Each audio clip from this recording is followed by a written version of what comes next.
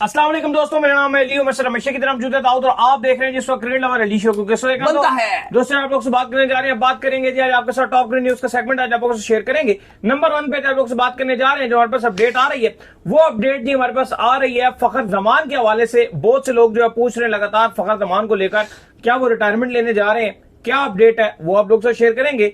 बात करेंगे इसके बाद जो हमारे पास अपडेट आ रही है ऑस्ट्रेलिया के स्क्वाड को लेकर अपडेट आ रही है। T20 का स्क्वाड उन्होंने अनाउंस कर दी है, कौन होगा उनका कप्तान T20 के हवाले से वो आपको बताएंगे। और बात करेंगे जिसके बाद जो हमारे पास अपडेट आ रही है वो आ रही है जी हमारे पास अफगानिस्तान के हवाले से कि कल उन्होंने एक बड़ा कप अपने नाम कर लिया है। वो क्या कहानी है वो भी आप लोग से शेयर करेंगे। तो अगर आप हमारे चैनल पर नए पहली बार आए चैनल को लाजमी सब्सक्राइब करें और साथ ही बेल आइकन बजाना। तो बात का आगाज करते हैं नंबर 1 खबर के साथ जो हमारे पास आ रही है। तो सब जो नंबर 1 खबर आ रही है वो आ रही है फखर जमान को लेकर। तो कल से जो आपको पता है कि बड़ा मसला चल रहा है फखर जमान का, जिस तरह से फखर जमान को जो है वो न सिर्फ जो है सेंट्रल कॉन्ट्रैक्ट से बाहर किया गया बल्कि फखर जमान को पाकिस्तान का जो ऑस्ट्रेलिया का स्क्वाड था उससे भी बाहर कर दिया गया, पाकिस्तान का जो जिम्बाब्वे का स्क्वाड था उससे भी बाहर कर दिया गया, जिसको लेकर फखर जमान जो है काफी डिसअपॉइंट हुए हैं। काफी ज्यादा फखर जमान जो है परेशान है। इवन उनके जो करीबी सोर्सेज है वो ये कोट कर रहे हैं कि फखर जमान जो है वो रिटायरमेंट लेने का जो है वो सोच रहे हैं। इतना वो परेशान हो गए हैं कि उनको लगता है कि उनका जो केस है उसको सही तरीके से पीसीबी ने डील नहीं किया, जिसकी वजह से फखर जमान जो है रिटायरमेंट को कंसीडर कर रहे थे। लेकिन दाऊद साहब उनके जो करीबी दोस्त हैं उन्होंने उनको फिल फोर जो है इस तरह के कोई इमोशनल डिसीजन लेने से मना किया। देखिए फखर जमान की अगर आप बात करते हो तो 2017 में जब अहमद शहजाद और अजहर अली उम्मीद की जा रही थी कि पाकिस्तान की चैंपियंस ट्रॉफी का पार्ट होंगे, ओपनिंग करेंगे, और जब स्क्वाड पे किया गया तो नई टीम बनी थी। सरफराज से शर्जील खान ने जाना था चैंपियंस ट्रॉफी खेलने के लिए। शर्जील खान जब उनका केस बन गया और आपको पता है स्पॉट फिक्सिंग की वजह से वो बाहर हो गए, तो डोमेस्टिक में एक ही खिलाड़ी था जो आपके रन्स बनाकर आपको दे रहा था। और आपने देखा कि थोड़ा अटैकिंग भी है, जैसे भी आजकल साहिबजादा फरहान बड़ा अच्छा कर रहे होते हैं। तो एकदम से फखर का नाम आया और फखर को जो है वो पिक कर लिया गया शर्जील की जगह के यार ये अटैकिंग ऑप्शन है। लेकिन शर्जील तो शायद 11 में खेलते, पहली चॉइस होते। फखर जमान आपकी पहली चॉइस नहीं थे क्योंकि जाहिर है वो भी स्क्वाड में शामिल उनको किया गया था। तो पहली चॉइस फिर अजहर अली और अहमद शहजाद के साथ गए आप। इंडिया वर्सेस पाकिस्तान का मैच था पहले ही और पाकिस्तान बहुत ही बुरी तरीके से आ रहा। फिर फैसला किया गया कि मिकी ऑर्थर ने और सरफराज ने कि भाई चांस लेते हैं और अहमद शहजाद को बेंच करवा देती हैं। बड़ी हीरोइक किस्म की एंट्री हुई थी फखर जमान की और उसके बाद हर मैच में फखर जमान ने एग्रेसिव पाकिस्तान को स्टार्ट दिया, जिसकी वजह से पाकिस्तान फाइनल तक पहुंचा और फाइनल में फखर जमान ने सेंचुरी स्कोर कर डाली। और उसके बाद फखर जमान ने पीछे मुड़ के नहीं देखा। तो फखर जमान की अगर आप बात करते हैं तो चैंपियंस ट्रॉफी के बाद फखर जमान ने पाकिस्तान में तारीख रकम कर दी। उन्होंने 200 मारा, पहले खिलाड़ी बने जिसने 200 बनाया हो। फिर उसके बाद टॉप 5 हाईएस्ट रन स्कोरर में पाकिस्तान की तरफ से 3 तो उनके ही हाईएस्ट स्कोरर आ जाते हैं। बहुत ही तारीखी रहा उनका कैरियर। सारी अचीवमेंट अब फाइनली अगर आप देखते हो फखर जमान को, तो जिस तरह से पीसीबी ने उनके साथ रवैया रखा, बिल्कुल हम लगातार इस पर बात कर रहे हैं कि ये नाइंसाफी है। ठीक है, उन्होंने ट्वीट किया, बाबर के वो जो सपोर्ट पे उन्होंने किया, हमने भी कहा कि चलो सिलेक्शन कमेटी के ऊपर ये उनकी मर्जी होती है, उन्होंने रखा। फखर जमान सर्टेन कॉन्ट्रैक्टेड खिलाड़ी हैं, उनको ये नहीं बोलना चाहिए था। पीसीबी ने शोकास नोटिस जारी कर दिया, यह भी ठीक था। शोकास नोटिस जारी करना यह भी ठीक था। आप उसके ऊपर कोई फाइन लगा देते, थोड़ा बहुत कोई मैच फीस का लगा देते, कोई आप चलो मैच तो नहीं हो रहा था, चलो आप उसके ऊपर कुछ जुर्माना लगा देते, जो भी आपको समझ आती है। कोई एक मैच की पाबंदी लगा देते, कोई 2 लाख रुपए 3 लाख रुपए कोई जुर्माना कुछ भी कर लगा देते यार। लेकिन आपने जो उसके साथ किया वो किसी तौर पर कोई भी उसको जस्टिफाई नहीं कर सकता। एक भी ऐसा फैन नहीं है सोशल मीडिया में या जो क्रिकेट से प्यार करता हो या कोई आप जिस बंदे से हमारी मुलाकात हुई, कोई जर्नलिस्ट हो, ये बात कह रहा हो कि पीसीबी ने ठीक किया। एक बंदा भी ऐसा नहीं है। ये अब नाम नहीं पता, अब हम चाहते हैं कि ये किस बंदे ने किया। अब इंटरनेशनल डिपार्टमेंट के क्या रेहान अल्लाह वाला क्या उन्होंने ही इतना स्ट्रिक्ट एक्शन दिलवाया क्योंकि उनके खिलाफ ही बात की थी। उनकी तो साफ ये था कि इवन चेयरमैन जो पीसीबी हैं उन्होंने बैठकर भी ये बात की थी कि उन्होंने जो बात की थी, मैं तो उसके ऊपर जो है उनको क्रेडिट दूंगा फखर जमान को जिस तरह उन्होंने बात की। और फिर ये खबरें भी चली कि जो चेयरमैन पीसीबी है वो एक नया जो है वो डायरेक्टर ढूंढ रहे हैं। अभी हुआ नहीं ये कहानी उसके बाद, लेकिन थोड़ी सी ये कहानी जो है उसके बाद लो पकड़ गई। लेकिन ये चल रही थी खबरें कि काफी लोगों को ऑफर्स भी करवाई गई है। लेकिन देखो अब ट्वीट की आप बात करते हो, अगर असल कहानी ट्वीट से बदली है जी। नहीं अब ट्वीट तो इससे पहले भी बहुत हुए हैं। वो बाबर को जब हटा रहे थे दौर में उसमें सोचना मना नहीं ट्वीट किए थे, वो तो कोई एक्शन हुआ। लेकिन उस टाइम पे बोर्ड आपका वीक था। वही तो फर्क है ना, कोई एक्शन हुआ? नहीं, वही तो फर्क है ना, वही तो फर्क है, वहीं से तो असल मसला शुरू हुआ था। वो बोर्ड बिल्कुल ही डाउन था, वो बोर्ड खिलाड़ियों के नीचे लगा हुआ था। यहां पर चाहे आप कुछ भी कह लो, लेकिन एक चीज जरूर है कि इस बोर्ड ने आंखों में आंखें जरूर डाली है खिलाड़ियों के। इसने बाबर आजम को ड्रॉप करने की हिम्मत दिखाई है इस बोर्ड ने।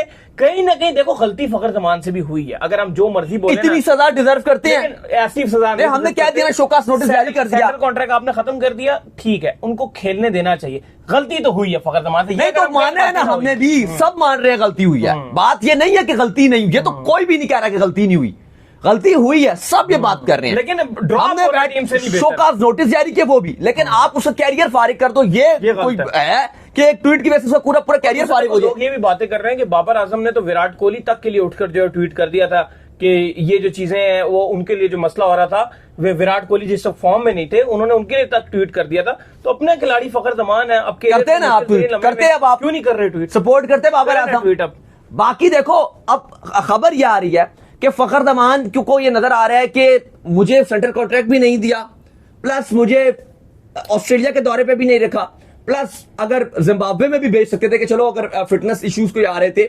उसमें भी नहीं रखा। इसके बाद अब पाकिस्तान का दौरा साउथ अफ्रीका है, जो व्हाइट बॉल का 3 ODI T20 से, और फिर आपकी एक ट्राई नेशन सीरीज है जो बिल्कुल 2 ही मैच है। एक अगर फाइनल में जाती हो तो 3 मैच होंगे, अदरवाइज 2 ही मैच है। पाकिस्तान ने एक साउथ अफ्रीका से और एक न्यूजीलैंड से खेला है, वो बहुत ही छोटी ट्राई नेशन सीरीज है।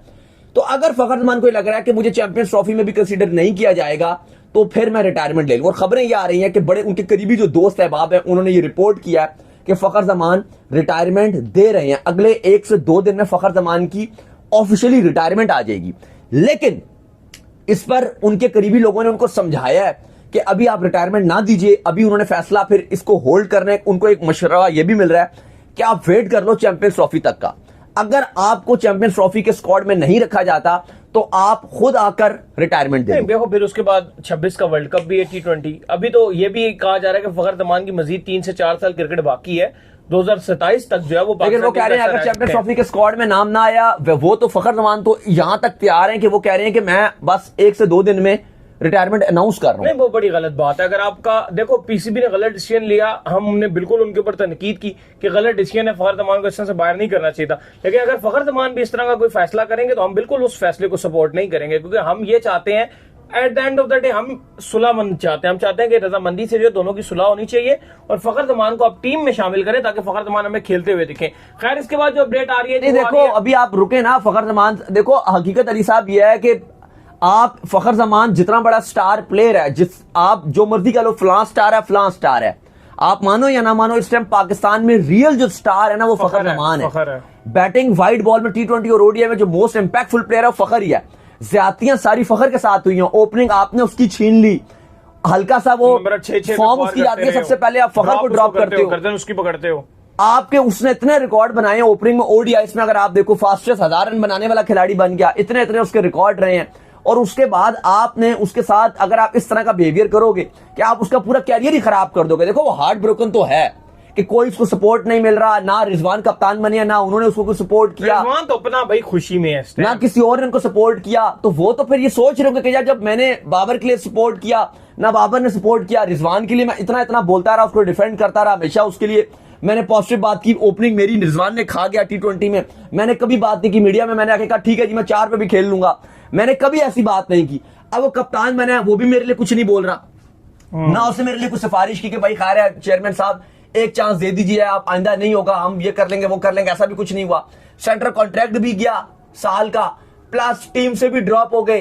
तो भाई मैं तो बिल्कुल फखर जमान के साथ खड़ा हूं और मैं ये बोलूंगा कि फखर जमान को रिटायरमेंट नहीं लेनी चाहिए। हम उनको अपने शो की तरफ से 100% सपोर्ट करेंगे, इंशाल्लाह पूरा तौर पे फखर जमान के लिए कैंपेन चलाएंगे और इंशाल्लाह पूरी तरीके से फखर जमान को पाकिस्तान टीम में दोबारा वापसी दिलाएंगे। बिल्कुल फखर जमान को डिजर्व करते हैं। यहाँ पे ऐसा कुछ भी नहीं है कि फखर जमान को सपोर्ट नहीं मिलेगा। 100% अगर ये 100% हम फखर जमान के लिए कैंपेन चलाएंगे। फखर जमान ये थोड़ा सा देखें कि 1 मिनट में पीसीबी के अंदर सब कुछ बदल जाता है। अभी आरिफ रऊफ थे पिछले दिनों, वो कह रहे थे कि मैं अपनी रिटायरमेंट कंसीडर कर रहा हूँ, मुझे सही डील नहीं किया गया। जब वो हफीज आए थे और आपके वहाब रियाज आए थे पिछले दफा, इतना जो ऑस्ट्रेलिया का टूर हो रहा था, क्या हारिस रऊफ और फखर जमान में क्या हुआ, जमीन और आसमान जान का फर्क है। फिर भी क्या हुआ, हाँ। हारिस रऊफ दोबारा टीम का हिस्सा है, हाँ। सब चीजें, तो लिहाजा पीसीबी में सिर्फ एक चीज आपको जो है ना सुकून से होल्ड करना है आपको। और यहाँ पे चीजें तब्दील होती हैं, 100%। चीजें तब्दील होती है, तो फखर जमान को भी मैं यही मशवरा दूंगा कि भाई आप जो है वो थोड़ा सा होल्ड कीजिए।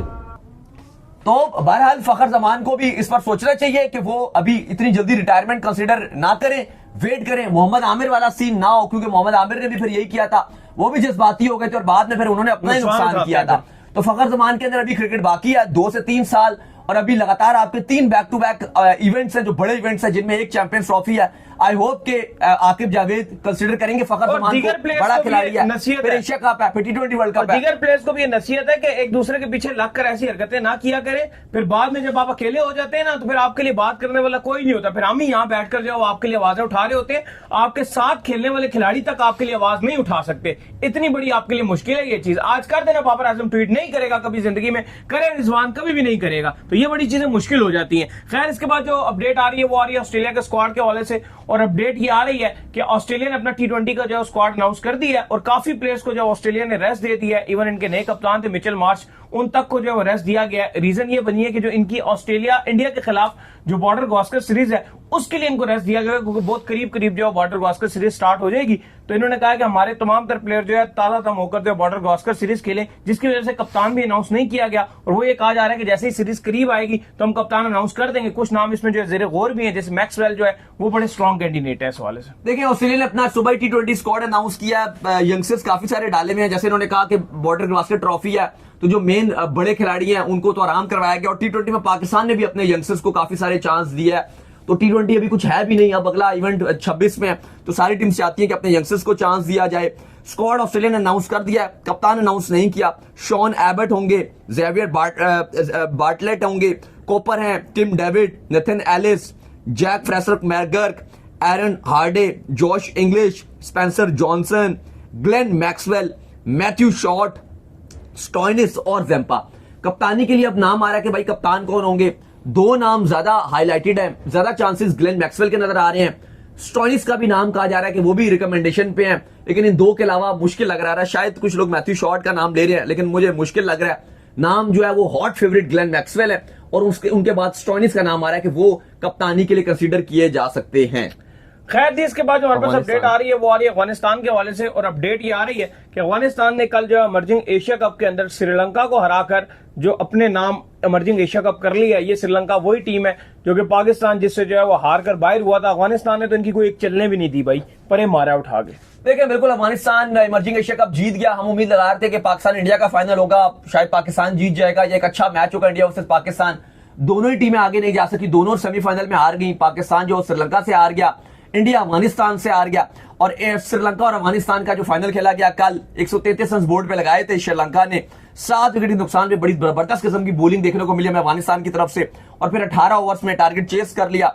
इस तरह से 7 विकेट से अफगानिस्तान ने न सिर्फ ये मैच जीता, बल्कि इमर्जिंग एशिया कप की ट्रॉफी भी जीत ली। बड़ा जश्न वगैरह मनाया गया अफगानिस्तान में, और अफगानिस्तान को ऐसा लग रहा है कि जो इमर्जिंग एशिया कप की ट्रॉफी जीती है, शायद अब इनके जो अब पिछला जो T20 वर्ल्ड कप था इसका सेमीफाइनल खेले थे, तो कहीं ना कहीं बड़े इवेंट्स में भी अफगानिस्तान की जो परफॉर्मेंसेज है वो अच्छी नजर आ रही हैं। बाकी आपकी यहाँ पर जो हाईलाइटेड है पाकिस्तान में आज जो सबसे बड़ा जो ट्रेंड है वो तो आपका गैरी क्रिस्टियन ही चल रहे हैं, और ये भी इसलिए इतना ट्रेंड चल रहा है क्योंकि बहुत ही छोटा टेन्योर इनका रहा है। अगर आप देखो टोटल 2 इनको जीते मिली हैं, 3 डिफीट मिली है, एक चौथी डिफीट भी आप ले लो जो सुपर ओवर में मिल गई थी, 4 डिफीट मिली हैं। 2 मैच इनके अबंडेंट हो गए बारिश की वजह से, और बहुत ही ज्यादा आप कहो कि खराब किस्म का ये इनका रहा है टेन्योर, क्योंकि बहुत छोटा टेन्योर है। दुनिया भर में क्रिटिसाइज भी किया जा रहा है, क्योंकि इससे कहीं ना कहीं आपको जो बोर्ड की रेपुटेशन है वो बहुत खराब होती है, डाउन हो रही है, बहुत खराब होती है।